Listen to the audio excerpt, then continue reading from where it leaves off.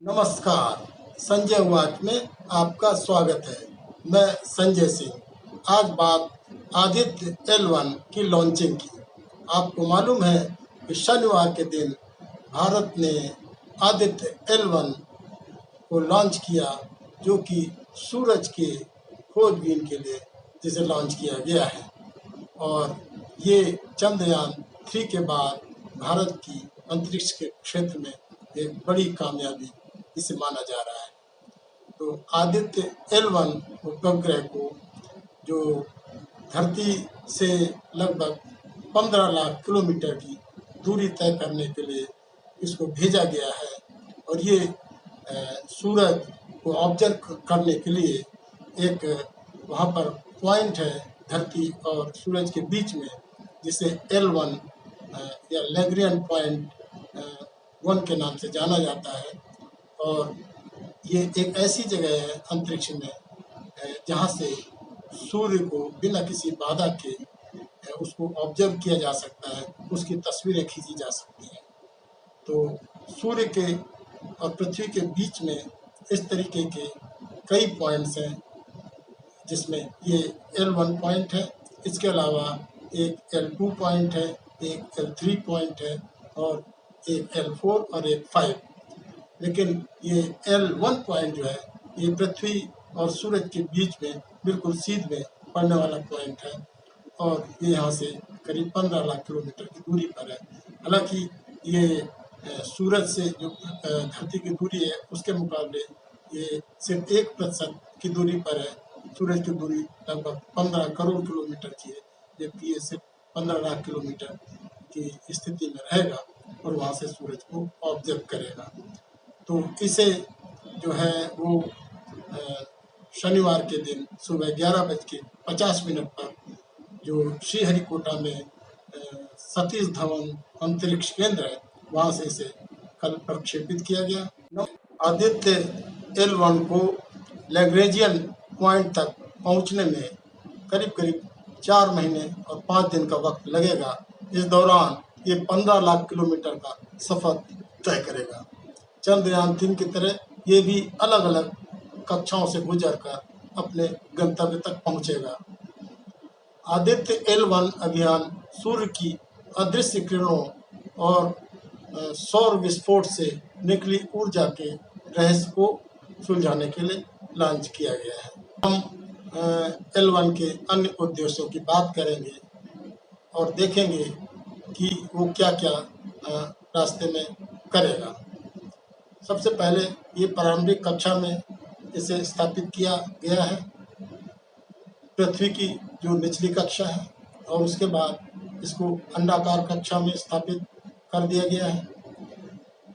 फिर इस अंडाकार कक्षा को, इसके आकार को, इसकी दूरी को, इसके अधिकतम पॉइंट को, अधिकतम दूरी को क्रमशः बढ़ाया जाएगा और बढ़ाते बढ़ाते इसे L1 पॉइंट तक ले जाने का प्रयास किया जाएगा। पृथ्वी का जो गुरुत्वाकर्षण है वहाँ पर जाके समाप्त हो जाता है और सूर्य का गुरुत्वाकर्षण प्रारंभ हो जाता है। इसी एक पॉइंट पर ये L1 पॉइंट है और यहीं से ये बाकी अपने सारे काम करेगा। इसके बाद जो है हेलो ऑर्बिट में रहते हुए ये यान सारे अपने ऑब्जर्वेशन करेगा और वहाँ से जो इसके पेलोड में विभिन्न प्रकार के उपकरण हैं वो अपना काम आगे लंबे वक्त तक करेंगे और पृथ्वी को सारी सूचनाएं अंतरिक्ष केंद्र को भेजेंगे।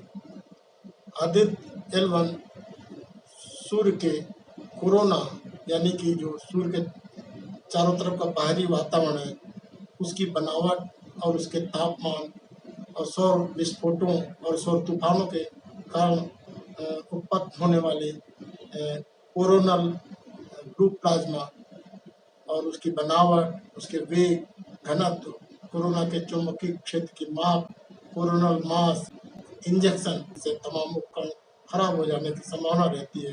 उनको कैसे बनते हैं, उनका विकास कैसे होता है, उनकी रफ्तार और उन सौर भूचालों का अंतरिक्ष के मौसम पर क्या असर पड़ता है, इसका भी अध्ययन ये करेंगे। इसमें 7 पेलोड हैं। पहला पेलोड है विजुअल एमिशन लाइन कोरोनाग्राफ यानी VELC, जो कि सूर्य के वायुमंडल के सबसे बाहरी भाग यानी कि सौर कोरोना और सूरज में होने वाले सबसे शक्तिशाली विस्फोटों यानी कि कोरोनल मास इजेक्शन की गतिशीलता का अध्ययन करेगा। दूसरा है सोलर अल्ट्रावायलेट इमेजिंग टेलीस्कोप यानी कि SUIT। ये पेलोड अल्ट्रावायलेट यानी UV के निकट सौर प्रकाश मंडल और क्रोमोस्फीयर की तस्वीरें लेगा। इसके साथ ही ये सौर विकिरण में होने वाले बदलावों को भी उनकी भी माप करेगा। एक अन्य पेलोड है Aditya solar wind particle experiment ASPEX, और इसी के साथ एक अन्य है plasma analyser package for Aditya, जिसे PAPA या पापा नाम दिया गया है। ये सौर पवन और शक्तिशाली आयनों के साथ साथ उनके ऊर्जा वितरण के बारे में अध्ययन करेंगे। ये दोनों पेलोड जो एक अन्य पेलोड है solar low energy X-ray spectrometer, जिसे सोलेक्स के शॉर्ट फॉर्म में बोला जाता है, और एक अन्य है high energy L1 orbiting X-ray spectrometer यानी HEL-1OS। विस्तृत एक्सरे ऊर्जा रेंज में सूर्य से आने वाली एक्सरे किरणों का ये दोनों मिलकर अध्ययन करेंगे। और आखिरी है मैग्नोमीटर पेलोड, जो कि L1 पॉइंट पर दो ग्रहों के बीच में चुंबकीय क्षेत्र को मापने के लिए बनाया गया है।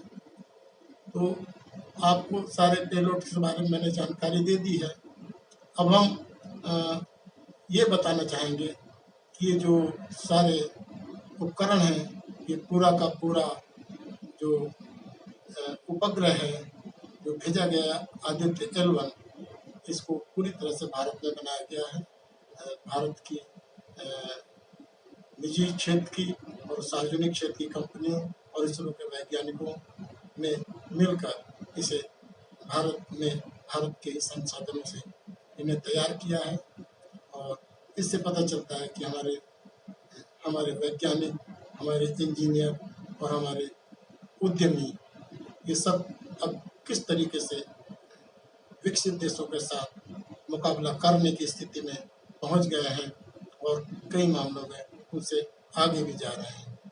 तो अब देखना है कि आने वाले समय में ये आदित्य L1 सूर्य के बारे में हमारी जानकारी में कितना इजाफा करता है और इसका देश और दुनिया के विज्ञान और तकनीकी क्षेत्र को कितना लाभ इससे मिल पाता है, क्योंकि अभी तक विश्व में किसी भी देश ने सूर्य के बारे में इस तरीके का प्रयास नहीं किया है और पहले ही प्रयास में इस तरीके की कामयाबी हासिल नहीं की है। इसलिए सारी दुनिया की निगाहें भारत के इस आदित्य L1 मिशन की कामयाबी पर टिकी हुई है।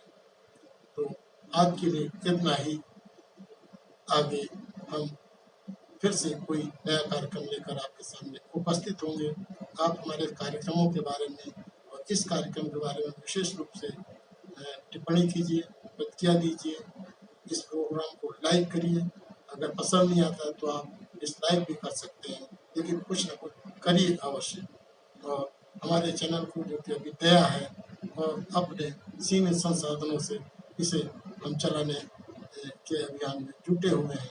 आप सब के आशीर्वाद से और आप सबके सहयोग से ही हम इस मिशन को आगे बढ़ा पाएंगे।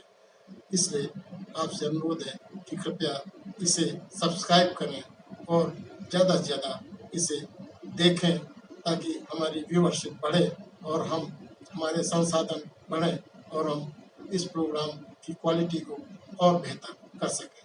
धन्यवाद।